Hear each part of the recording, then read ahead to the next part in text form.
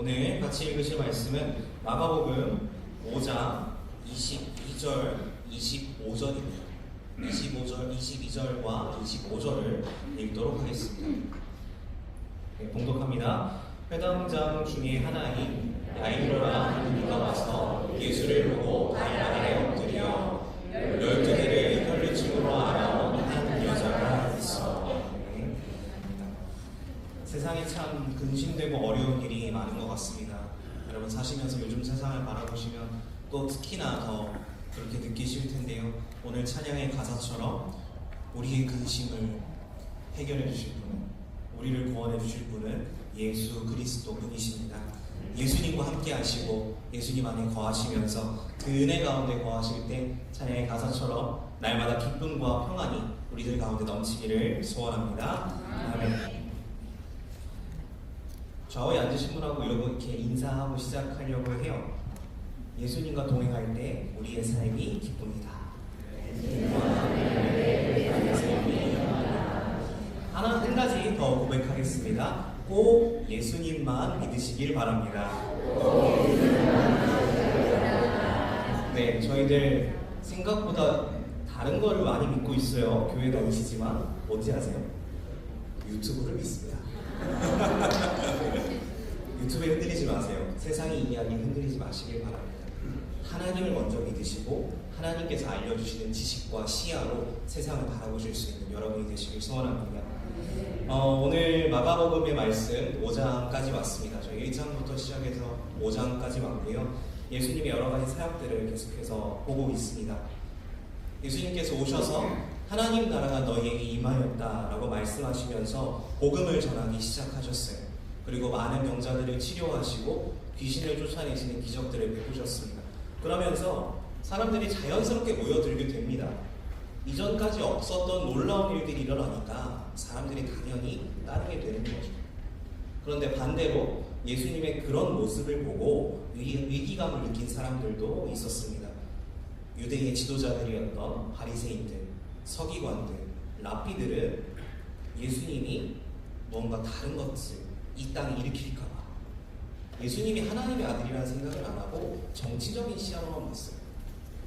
자신의 시야로만 본 거고 하나님의 시선으로 세상을 본 게 아니죠.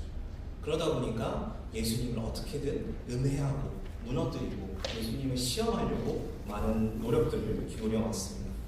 예수님께서 그럼에도 불구하고 그 속을 다 뚫고 말씀을 전하시고 사람들을 치유하셨어요.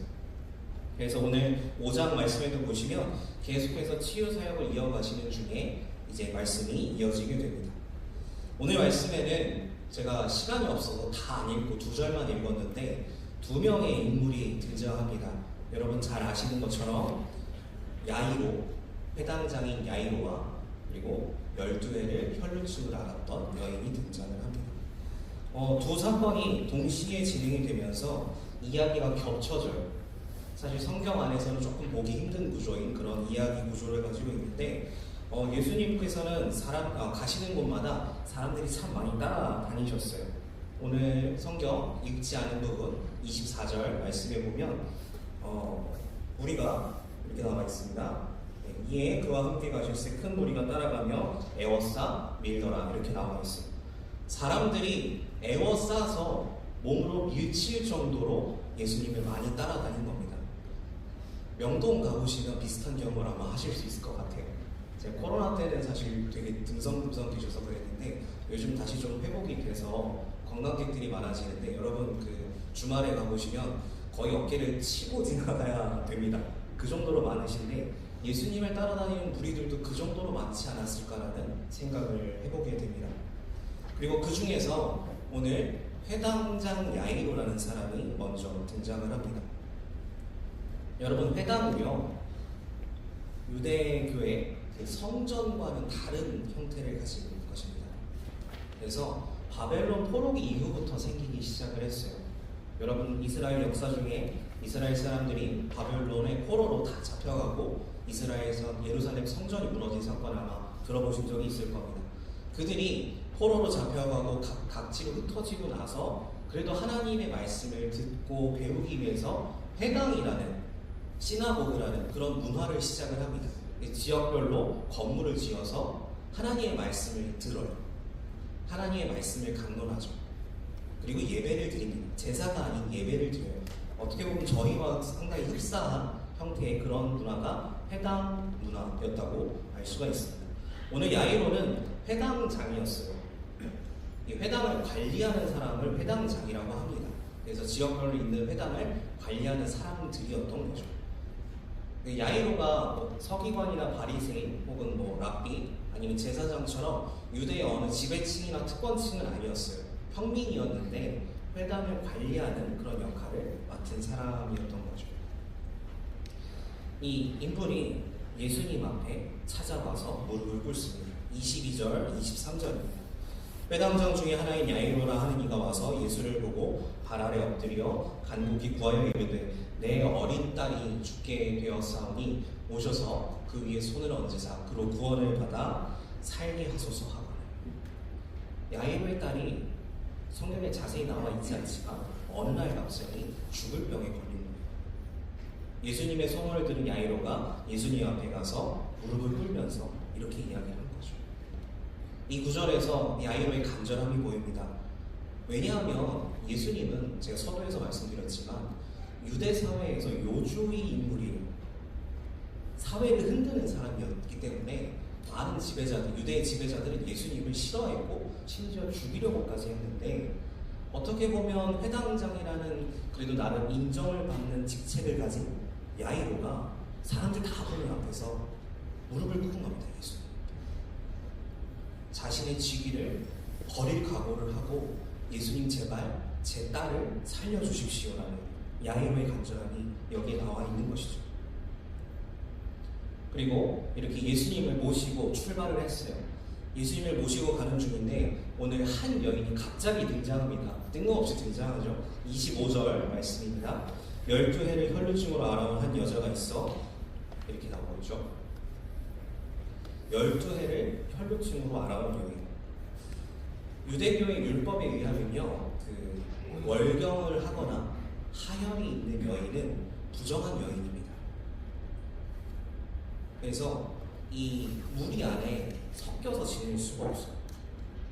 집에 있거나 아니면 특별히 무리 바깥으로 나가거나. 그런데 여러분 성경에 보면 12해를 혈루증을 앓았다. 오랜 세월을 자신의 인생을 부정당하면서 살아온 여인이 유대 민족이라는 정체성을 계속해서 너는 부정하니까 여기 있으면 안 돼 라고 하면서 계속 자신의 인생을 부정당해온 여인, 무리에 어울리지 못하고 쫓겨난 사람인 거죠. 그녀의 절망이 아주 심각해요. 26절에 보면요, 많은 의사에게 많은 괴로움을 받았고 가진 것도 다 허비했고 아무 효험이 없었다라고 26절에 나오고 있습니다. 방법을 다 쓴 거예요. 어떻게 해보려고 한 거죠. 그런데도 아무런 효과가 없었던 거예요. 그런 그녀의 절망 속에서 구원의 소식이 들려요. 예수님이 오셨다는 겁니다. 무리가 에워싸서 예수님을 감싸고 있었을 거예요. 이렇게 우르르 몰려가고 있을 텐데 사실 이 여인이 거기 들어가면 안 됩니다. 율법에 따르면 부정한 여인이기 때문에 이 여인에게 닿은 사람들도 다 부정해져요. 그래서 무리 밖에서 생활해야만 하는데 이 여인이 그걸 뚫고 예수님한테 간 겁니다. 사람들 모르게 아마 자신을 다 칭칭 감쌌을 거예요. 내가 그 사람인 줄 모르게. 그 정도로 절박한 속에서, 절망 속에서 예수님만 바라보고 율법이나 이런 규정이 눈에 들어오는 게 아니라 예수님만 바라보고 예수님의 구원을 바라보고 거기를 뚫고 예수님을 만나러 간 겁니다. 28절에 이렇게 나와 있습니다. 이는 내가 그의 옷에만 손을 대어도 구원을 받으리라 생각합니다. 예수님을 만나면 해결될 거라고 생각을 한 거예요. 그렇게 믿은 겁니다. 그래서 모든 규정, 율법 이런 게 눈에 들어오지 않고 예수님만 보인 거예요. 무리들도 보이지 않은 겁니다. 예수님만 보고 그 속으로 뛰어든 거죠. 그리고 30절 말씀을 보시면 예수님께서 이렇게 말씀을 하십니다. 예수께서 그 능력이 자기에게서 나간 줄을 곧 아시고 무리 가운데서 돌이켜 말씀하시되 누가 내 옷에 손을 대었느냐 하시니 기적이 일어난 거예요. 그 여인이 생각한 대로 예수님만 바라보고 달려갔는데 뚫고 갔는데 기적이 일어난 겁니다. 절박함 속에서 다른 것을 보는 게 아니라 오로지 예수님만 바라보았을 때 그 여인에게 기적이 일어납니다. 34절 말씀은 저희 다 같이 봉독하겠습니다. 예수께서 이르시되 따라 내 믿음이 너를 구원하였으니 평안히 가라. 내 병에서 모여 건강하였으라. 아멘. 오직 예수님만 바라보는 것. 예수님이라면 하실 수 있습니다. 이런 철저한 믿음과 신뢰가 있었을 때 오늘 옷에 손만 닿았는데 기적이 일어나는 거예요. 여러분 삶 가운데도 이런 기적의 역사가 날마다 일어나기를 소원합니다. 그리고 이야기의 시점이 다시 야이로에게로 돌아가요. 야이로의 입장에서 보면 이유는 모르겠는데 예수님께서 이렇게 가시다가 갑자기 멈춰 서신 거예요. 그러고서 누가 내 몸에 손을 대었느냐라고 하는 겁니다. 야이로는 저희는 이제 말씀이 읽으니까 전 사정이 보이는데 야이로의 입장을 생각해 보세요. 정말 뜬금없는 겁니다. 갑자기 예수님이 멈춰 서셨어요. 심지어 무리들이 너무 많아서 예수님의 옷에 손이 닿은 사람이 얼마나 많겠습니까? 그런데 갑자기 멈춰 서셔서 그 말씀을 하시는 거죠. 이 상황 속에서 성경을 잘 보시면 야이로는 아무 말도 하지 않고 가만히 있습니다. 가만히 기다려요. 예수님과 그 여인이 이야기를 나눌 때도 야이로는 가만히 있습니다. 묵묵히 지켜보고 있습니다. 그런데 그 와중에 누가 찾아와서 야이로에게 이렇게 이야기합니다. 당신의 딸이 죽었습니다. 이때 야이로의 마음이 어땠을까요? 아니 예수님 왜 가시다가 갑자기 멈춰 서서 조금만 더 빨리 갔으면 어쩌면 살릴 수 있었을지도 모르는데 왜 멈추셨는지 예수님을 향한 어쩌면 그 답답함 그리고 그런 한탄이 야이로의 마음이 있지 않았을까 생각해 봅니다.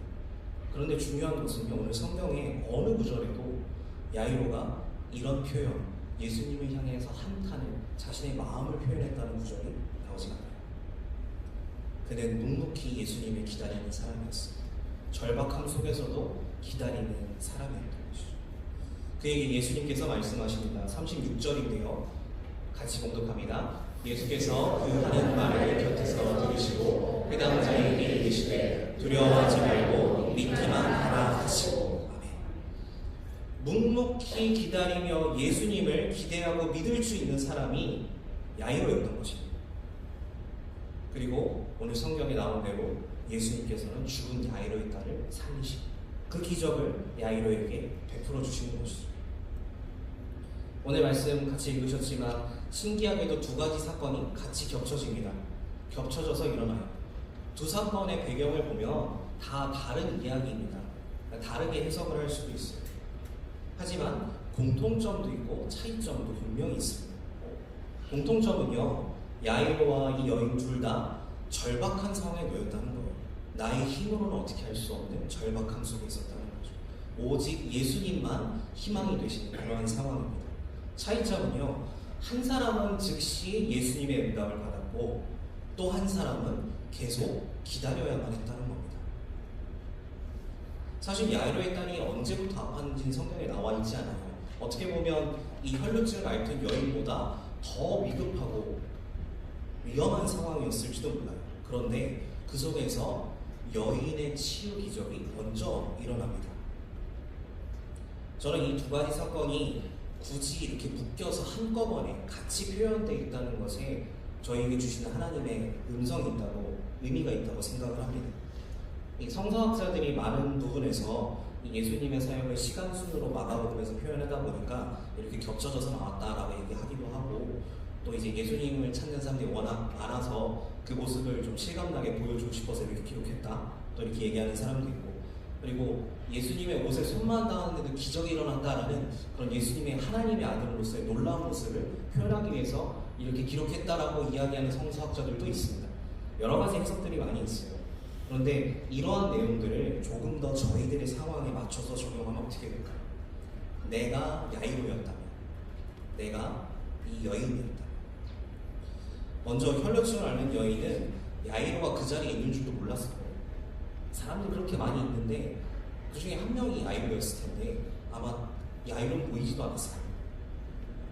반대로 야이로는 이 모든 과정을 처음부터 지켜보고 얼마나 답답했을까요?